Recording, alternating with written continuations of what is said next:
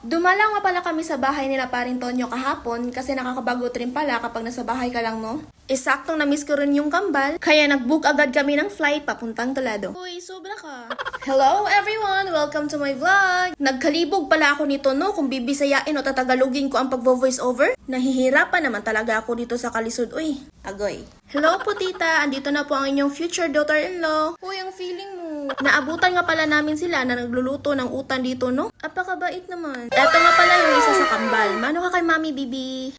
Love ko talaga tong kambal na to, no? Kasi I treat them as my own. Aba, mag-asawa ka na kasi. Hoy, wag muna. Ang mahal ng bigas ngayon, no? Hintayin ko na lang muna yung 20 kilos na bigas ni Marcos. Fast forward, nakatulog nga pala ako nito, no? At hindi ko na malayan, hapon na pala. Aba, kami na nga palang bata dito sa labas, no? Gusto ata humingi ng piso kay tita. Hoy, wag muna. Pordoy pamantaw, eh. Binigyan nga pala ako ng snacks ni paring Tonyo. At tingnan nyo naman, may batang galit na galit, gustong manakit. Nagmukbang na pala ako dito, no? At tingnan nyo naman si Bibi, gusto pang sumali. Gusto niya talaga na nakatutok sa kanya yung kamera. Aba, gusto niya tang maging mukbanger paglaki. Aba, go lang, Bi. Hamal ka lang dyan. Sarap na sarap sa Canton, Bi, ah.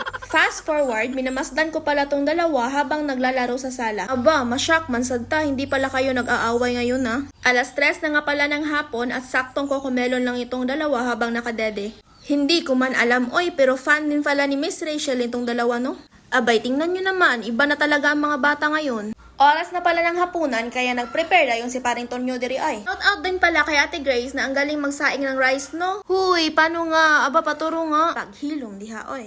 Nagmamandali nga pala kami sa time na to, no? Kasi gusto na talaga ang mga person. Aba, tingnan nyo, hindi na nakatiis. Tingnan nyo nga tong magtito. Oh, napakalingaw nyo dyan, ah. Nakaka-inspire na rin tuloy gumawa ng triplets. Huy! Sa mga time na pala na to, ay inisikaso na pala ni paring Tonyo ang mga lulutuin. Saktong tambay lang ako dyan sa gilid, habang nilalagay niya yung mga lamasern. Hindi man lang ako na-inform pero marunong na pala magbudot sa mga bata ngayon, no? Iniwan na pala ni paring Tonyo ang mga karne at tamang hugas lang pagkatapos niyan. Abay, nakaka-inlove naman. Galingan mo dyan, paring Tonyo, kasi pagkatapos niyan, pwede ka na mag-propose. Huy! Ewan ko kung ako lang ba, pero attractive talaga yung mga lalaking marunong magluto, no? Yun bang tamang higa ka lang tapos tatawagin ka na lang para kumain? Aba, magpasenyorita, masatana ay. Tamang pose lang pala kami dyan, pero pwede na talaga kayo mag-asawa. Hoy, wag mo na mga bi. Sa kadadalan ko nga pala, no, hindi ko na pala namalaya na nilunod na pala ni parang tunton yung mga sangkap. Ayan, nakita ko na lang, natapos na siya magtimpla dyan. Hoy, grabe, parang ang sarap mo na. Hason nga pala ito, no? Pero tignan nyo naman si Yana, tamang chill lang. Aba, oo. Hindi pa yata na-satisfy sa ulam ang mga person, kaya ayan. Naghanap pa talaga ng iba, abay grabe.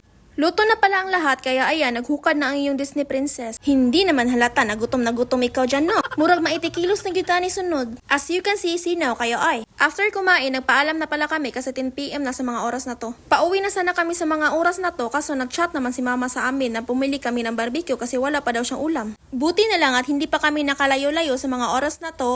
At pumunta agad kami sa pinakamalapit na stall para bumili. Fast forward, nakauwi na pala kami at yun lang for today's video. Please follow my vlog!